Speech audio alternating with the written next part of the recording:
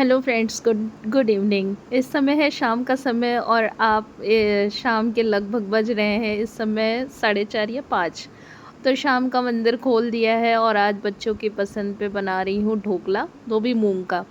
तो सूजी और मूंग का दोनों को मिला करके ढोकला बना रही हूँ और लगभग ये ढोकला बन के रेडी हो गया है, स्टीम करने के लिए रखा हुआ है। तो बस अब इसको उतारूँगी और बच्चों को नाश्ते में ढोकला दूँगी। तो पहले देख लूँ कि ये बना है कि नहीं, क्योंकि तो फिर एक नाइफ़ डाल करके देखा तो अभी ये थोड़ा-सा कच्चा है। और सुल्तान की इधर से उधर चहलकदमी चलती रहती है। सुल्तान कहीं इधर सामान गिराएगा, कहीं उधर का सामान इधर, कहीं इधर से उधर। और आज सुल्तान की आज तो 3 दिन से मैं देख रही हूँ सुबह का खाना बिल्कुल नहीं खाता है। शान स्कूल से आकर के थक कर के सो रहा है। और ढोकला बनने के साथ-साथ कुछ किचन का भी काम करती जा रही हूँ, क्योंकि लगभग 1 से डेढ़ हफ़्ते मेरी तबीयत कुछ ख़ास ठीक नहीं थी। तो किचन लगभग छोड़ी हुई थी, क्योंकि पेट में बहुत ज़्यादा दर्द हो रहा था। तो कुछ फूड पॉइज़निंग टाइप की हो गई थी। उसके बाद इसलिए आज जब किचन में आई, तो जब किचन में आती हूँ तो फिर मैं जब काम करती हूँ तो साथ में कुछ ना कुछ इधर-उधर देखती रहती हूँ। तो ये बहुत सारे सामान रखे हुए थे, जिसमें बिस्किट है, नमकीन है, बहुत सारी चीज़ें हैं, थोड़ी कुछ ड्राई फ्रूट्स हैं। तो इस तरह से ये सारे सामान एक के ऊपर एक लदे पड़े थे। तो बिखरे हुए थे सब, क्योंकि ऊपर के जो ड्रॉअर होते हैं, जो भी काम लगता है वो निकाला और फिर आगे ही रख देते हैं। उसको ठीक से रखने के लिए थोड़ा-सा, मतलब कि या तो चढ़ कर के रखो या फिर थोड़ा-सा कुछ सी चीज़ पे मतलब कि मेरी तो हाइट ठीक है तो मैं रख लेती हूँ। और कोई उठाता है तो फिर गड़बड़ हो जाती है। जैसे बेबो है, नमकीन खाएँगी और उसके बाद डिब्बे को इधर-उधर करके कहीं भी रख देगी, पैकेट्स निकाल लेगी। तो इस तरह से जो है मुझे बीच-बीच में सारे ऊपर के जो ड्रॉअर हैं, उसमें सारे डिब्बों को ठीक से फिर से रखना पड़ता है, वरना सब आगे-पीछे हो जाते हैं। अब बच्चे हैं, मम्मी है, इन लोग से तो ये सब काम ठीक से नहीं हो पाएगा, वो तो मुझे ही करना पड़ता है। तो फ़िलहाल इतना काम हो गया।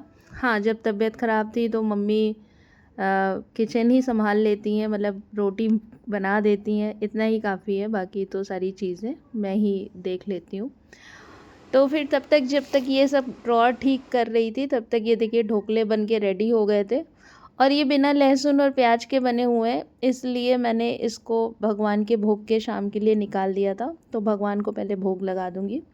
और ये देखिए, ये बहुत सॉफ्ट बने थे, इसमें पूरी अच्छे से जालियाँ पड़ी हुई थी। और यदि आपको इसकी रेसिपी देखनी है तो मैं इसकी जो लिंक है वो डिस्क्रिप्शन में डाल दूँगी, जिससे आप मेरे दूसरे चैनल पे देख सकते हैं। तो सबसे पहले मैं इसको भगवान को भोग लगा दूँगी, क्योंकि बिना लहसुन प्याज के ही भगवान को भोग लगता है। बाकी भोग लगाने के बाद आरती करी और उसके बाद अब ये ढोकले सबको दे दूँगी खाने के लिए। और ये टेस्टी बने थे। इसमें मैंने वो सिरप वाला नहीं डाला था, ये नमकीन वाला था, क्योंकि मेरे बच्चे वो सिरप, जो शुगर सिरप होती है, वो वाला नहीं खाएँगे। तो ये मैंने अपने बेबो के लिए और शान के लिए बड़ी प्लेट में निकाल लिया था। मम्मी के लिए निकाल लिया था एक प्लेट में और थोड़ा-सा उधर भाभी को पहुँचा दिया था, तो भाभी उधर खा लेंगी, भाभी और ईशु। और थोड़ा-सा मैंने रख दिया था। फ़िलहाल मुझे अभी ये पता नहीं था ये किसके मुँह में जाने वाला है, क्योंकि और मेरे हस्बैंड को ये सब चीज़ें नहीं पसंद है। और ये देखिए, ये लॉक टूट गया है, ये जो ये इसको कहते हैं हाइड्रोलिक कप्स जो होते हैं, ये आए दिन टूट जाते हैं, कहीं न कहीं के कोई ना कोई टूटा ही रहता है, बड़ा नुकसान होता है। लेकिन अब क्या करें, अब ये मॉडर्न मॉड्यूलर किचन और दुनिया भर के कबर्ड्स के हैं ये सब नक्शेबाजियाँ, तो करना ही पड़ता है। तो आए दिन मुझे कहीं न कहीं का चेंज कराना पड़ा। और ये देखिए, जो बचे हुए थे, एक्चुअली हस्बैंड जी आ गए थे। मुझे नहीं पता था कि वो आ जाएँगे, क्योंकि उनकी पोस्टिंग तो रायबरेली है, मैंने सोचा वो रायबरेली चले गए हैं, बट वो फिर आ गए थे। तो बाई चांस 4-5 बचे हुए थे और जो भगवान को भोग लगा था वो बचा हुआ था। इसलिए उनको मैंने फिर चाय और ढोकले दिए। फ़िलहाल उनको ये सब चीज़ें पसंद नहीं, लेकिन खाया तो अच्छा लगा। जब मैंने कहा मूँग का है, तब उन्होंने कहा अच्छा नहीं, बहुत अच्छा है। क्योंकि वो हेल्दी चीज़ों को बहुत ज़्यादा पसंद करते हैं। मूँग है, हरा वाला जो मूँग है और चना है, इन सब चीज़ों को बेहद पसंद करते हैं। तो अब जब हस्बैंड जी आ गए, पहले तो मैंने सोचा था नेनुआ और रोटी बना लूँगी अब सिंपल सा खाना, लेकिन जब हस्बैंड जी आ गए तो अब उनके लिए तो रसेदार सब्ज़ी बनाऊँगी। तो बोड़ा मेरे पास था नहीं, तो भाभी ने कहा लो मेरे पास बोड़ा है, तुम ये बना लो। क्योंकि थोड़ी-थोड़ी सब्जियाँ बहुत सारी रखी थी, भिंडी की रखी थी और नेनुआ अरे सॉरी आलू परवल की रखी थी। तो मैंने सोचा था कि थोड़ा-सा नेनुआ बना कर के रोटी बना लूँगी तो हो जाएगा, सब्ज़ी सारी ख़त्म हो जाएगी। थोड़ी-थोड़ी बचती रहती है कटोरी में तो अच्छा नहीं लगता है कि एक थोड़ी-सी कुछ बना कर के सब सब्ज़ी ख़त्म कर लूँ। लेकिन अब जब ये आ गए हैं तो फिर मैंने रसेदार सब्ज़ी बनाई बोड़ा, और रसेदार सब्ज़ी के लिए मेरे पास था नहीं तो भाभी ने बोड़ा ला के दिया। और हम और भाभी तो ऐसे ही चलता रहता है, कभी उधर कुछ ज़रूरत है इधर, बस नाम के 2 जगह खाने बनते हैं लेकिन एक्चुअली सारे सामान इधर-उधर जाते आते रहते हैं।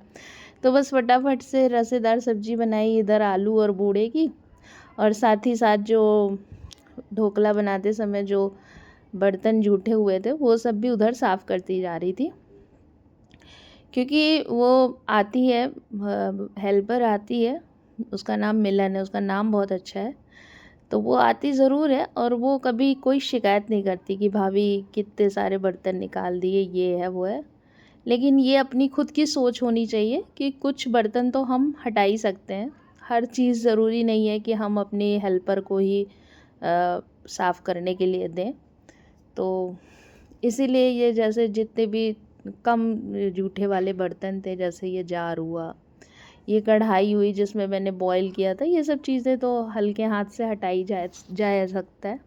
और चाय का पतीला था, वो सुबह चाय बनानी है अर्ली ही, तो वो सब मैंने साफ़ कर दिया था इसी के साथ ही। बाकी अब रात के बर्तन रखे रहेंगे तो वो सुबह आके साफ़ कर देगी।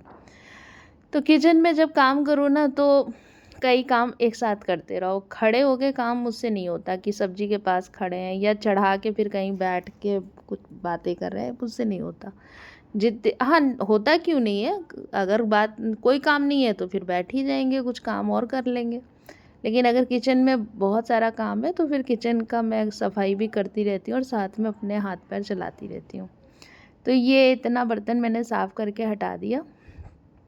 सब्जी इधर अभी भुन रही है, मसाला तो लगभग तैयार हो गया है लेकिन अभी सब्जी डाली नहीं है, तो बस सब्जी डाल करके उसे थोड़ी देर तक और भूनूंगी और फिर से बन के रेडी हो जाएगी। बोड़ा वोड़ा वैसे मुझे बिल्कुल ज़्यादा पसंद नहीं है, मुझे तो रसेदार सब्जी ही नहीं पसंद है, मैं तो सूखी सब्जी ज़्यादा पसंद करती हूँ। लेकिन हस्बैंड जी हैं, अब उनको तो रसेदार ही खाना है। मेरे घर में मेरी सासू अभी रसेदार पसंद करती है, मेरा बेटा भी रसेदार पसंद करता है, एक मैं ही हूँ जो सूखी सब्जी पसंद करती हूँ। तो मेरे लिए उधर भाभी जो है वो सूखी सब्जी बनाती हैं तो वो दे देती हैं, तो मैं वही खा लेती हूँ। बस इतना हो गया, उसके बाद दही जमा दिया। अब जब इधर काम हो गया तो मैंने कहा चलो सुबह की तैयारी कर लूँ, तो थोड़ा सा दही का जामन ले लिया, उसमें सुबह के लिए दही जमा दी।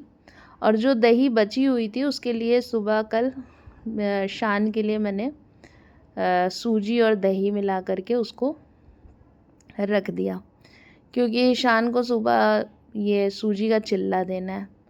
शान का स्कूल अभी खुला हुआ है क्योंकि शान अब 9th क्लास में है, थोड़े सीनियर हो चुके हैं, तो उनका स्कूल अभी खुला है, बेबू का स्कूल बंद हो चुका है।